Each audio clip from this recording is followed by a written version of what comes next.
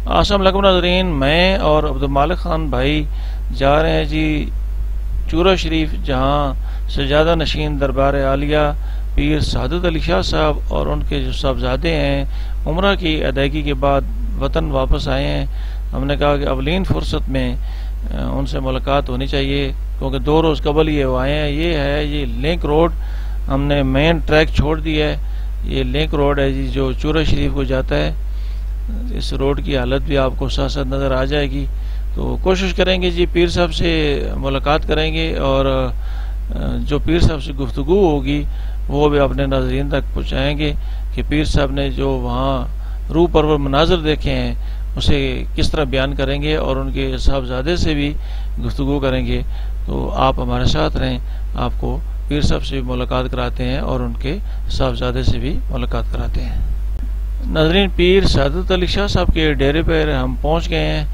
تو یہ ہے جی ان کا ڈیرا، اوپر لکھا ہوا ان کا نام اور نیچے ان کا فوٹو نمایاں طور پہ آویزاں ہے۔ ابھی ملاقات کرتے ہیں، آپ کو بھی سنواتے ہیں جی۔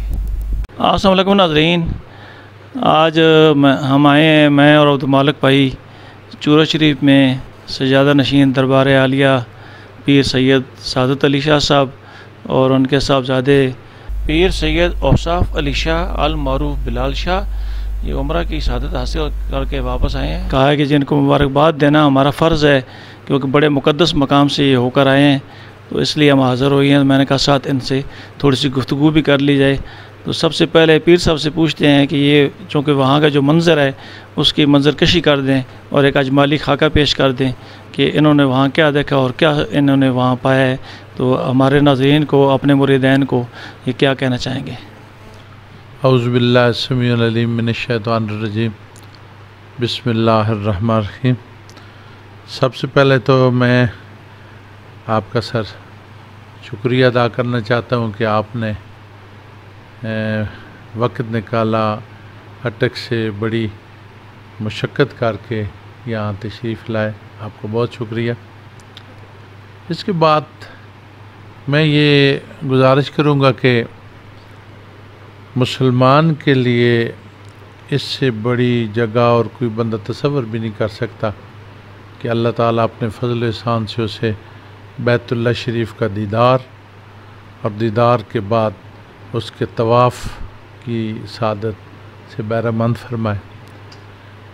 میں اللہ تعالیٰ کا لاکھ لاکھ شکر ادا کرتا ہوں کہ اللہ تعالیٰ نے ہماری تمام تر کمزوریوں، گناہگاریوں کے باوجود ہمیں اپنے گھر میں بلائے، اس کی دیدار کا شرف عطا فرمائے، اس کے طواف کا شرف عطا فرمائے۔ اس کے بعد وہاں جا کر اللہ تعالیٰ کی الوہیت اور اپنی حیثیت واضح ہو جاتی ہے۔ جب بندے کو اپنی حیثیت کا اندازہ ہو جائے اور اس پر اپنے پروردگار کی ذات کے اسرار جب کھلتے ہیں تو پھر اس کی رحمت کے دریچے کھل جاتے ہیں۔ اس لیے میں بہت خوش نصیبی اپنی تصور کر رہا ہوں کہ اللہ تعالیٰ نے ہمیں یہ جو موقع عطا فرمایا کہ میں اس کے گھر کا دیدار بھی اور طواف کے ساتھ ہمیں اپنی کم مائگی، اپنی کمزوریوں، اپنی کوتاہیوں کا وہاں جا کر جب احساس ہوگا، اپنے پروردگار سے وہاں امید نہیں یقین کی صورت میں ہم نے وہاں اپنے کمزوریوں کی معافی مانگی، استغفار شریف کا دروازہ کھٹکھٹایا، توبہ کا دروازہ کھٹکھٹایا، اور ساتھ یہ التجا کی کہ اللہ تیری عنایت اور تیری عطا سے اگر زندگی میں کوئی ہماری نیکیاں ہم سے ہوئی ہیں وہ قبول فرما اور ہمارے کوتاہیوں کو معاف فرما۔ صحیح بات ہے، جب یہ احساس صحیح معنوں میں بیدار ہو جاتا ہے تو بندے کو پتہ چلتا ہے کہ میرے وجود پر اس کی رحمت کے کیا اثرات مرتب ہو رہے ہیں۔ ہماری تو دعا ہے کہ اللہ تعالیٰ اپنے محبوب کے ہر امتی کو اس سعادت مندی سے بہرہ مند فرمائے۔ بہت وہاں پروردگار کا جلال، وہاں ہیبت، وہاں پورے عروج پر نظر آتی ہے کہ اللہ تعالیٰ کی ذات جو ہے وہ کتنی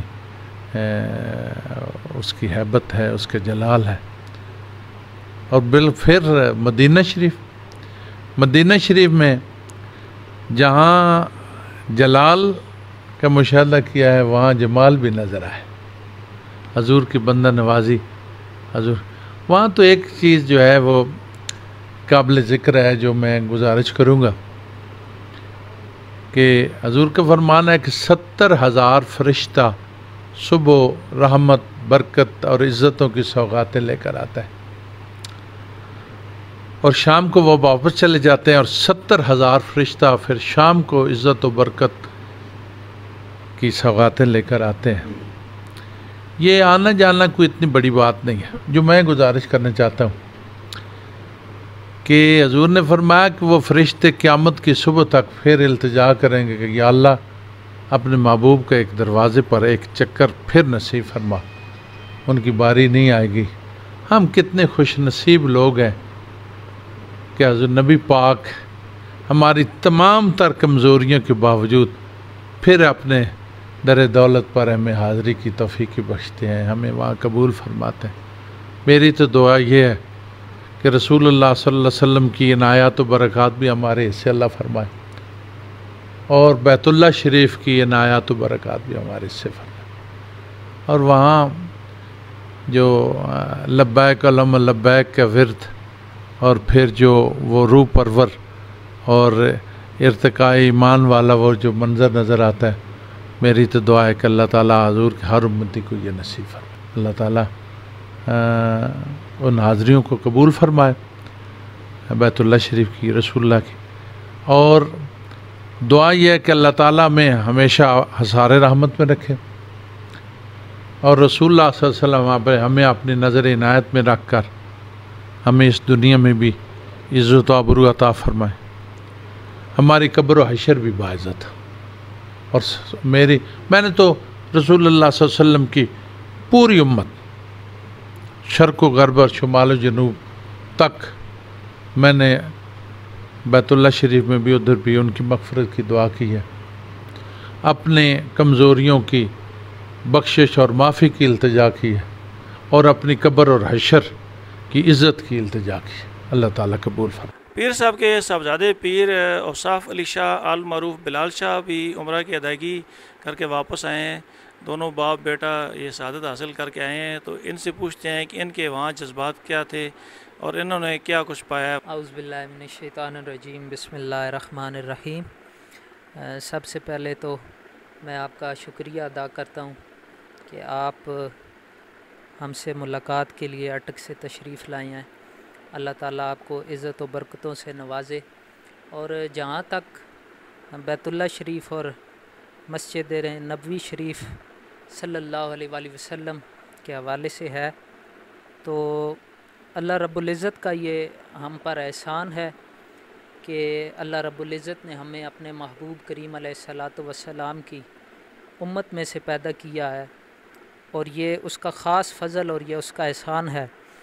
اور جب بندہ مومن جب بیت اللہ شریف کی حاضری کے لیے جاتا ہے تو اس کے دل میں یہی خواہش اور یہی آرزو ہوتی ہے کہ اللہ رب العزت نے مجھے اپنے گھر پہ بلایا ہے، اس امن والے شہر میں بلایا ہے، تو خصوصاً اللہ تعالیٰ اس امن والے شہر کے صدقے اپنے محبوب کی امت کو بھی اپنی حفظ و امان میں رکھے گا، اور آقا کریم علیہ الصلاۃ والسلام کی جو کلمہ پڑھتے ہیں ہم لوگ، اللہ رب العزت اس کلمہ کے صدقے میں ہماری بخشش فرما کر ہمیں یہ بھی وہاں سے معلوم ہوتا ہے کہ شہر مکہ میں رسول کریم علیہ الصلاۃ والسلام جس وقت وہاں تشریف فرما تھے تو آقا کریم علیہ الصلاۃ والسلام کن مصائب سے گزرے دین اسلام کی خاطر، اللہ رب العزت کی الوہیت کی خاطر، اس دین کی خاطر۔ تو جب بیت اللہ پر پہلی نظر پڑتی ہے تو اس چیز کا یہ احساس ہوتا ہے کہ اللہ رب العزت کا شکر ہے کہ اس نے ہمیں اپنے محبوب کے غلاموں میں پسند کیا ہے، نہ کہ اپنے محبوب کے نافرمانوں میں۔ تو یہی تاثرات جب بندہ مومن مدینۃ المنورہ میں جاتا ہے،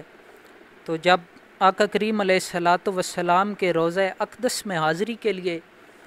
حاضر ہوتا ہے، تو میرے آقا کریم علیہ الصلاۃ والسلام نے ارشاد فرمایا کہ جس بندہ مومن نے میری قبر کی زیارت کی، اس پر میری شفاعت واجب ہو جاتی ہے۔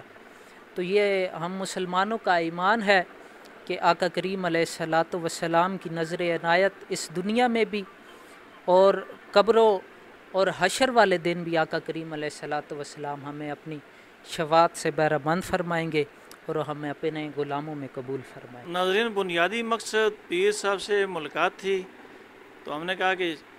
چونکہ یہ مقدس مقام سے ہو کر آئے ہیں اور دونوں باپ بیٹا بڑی ہستی ہیں، ہم نے کہا کہ ان کے تاثرات بہت ضروری ہیں کہ یہ وہاں انہوں نے کیا دیکھا ہے وہ آپ تک پہنچانے بہت ضروری تھے۔ اس لیے ہم نے کہا کہ ملاقات کے موقع پر ہم نے پیر صاحب سے درخواست کی، پیر بلال صاحب سے بھی درخواست کی کہ یہ ہمیں اپنے تاثرات دے دیں اپنے مریدین کے لیے، اور بالخصوص جو اٹک ٹوڈے نیوز کے ناظرین ہیں ان کے لیے۔ اسی کے ساتھ مجھے اور عبدالمالک خان کو چورا شریف سے اجازت دیجیے۔ اللہ تعالیٰ ہم سب کا حامی ناصر ہو۔ اللہ حافظ جی۔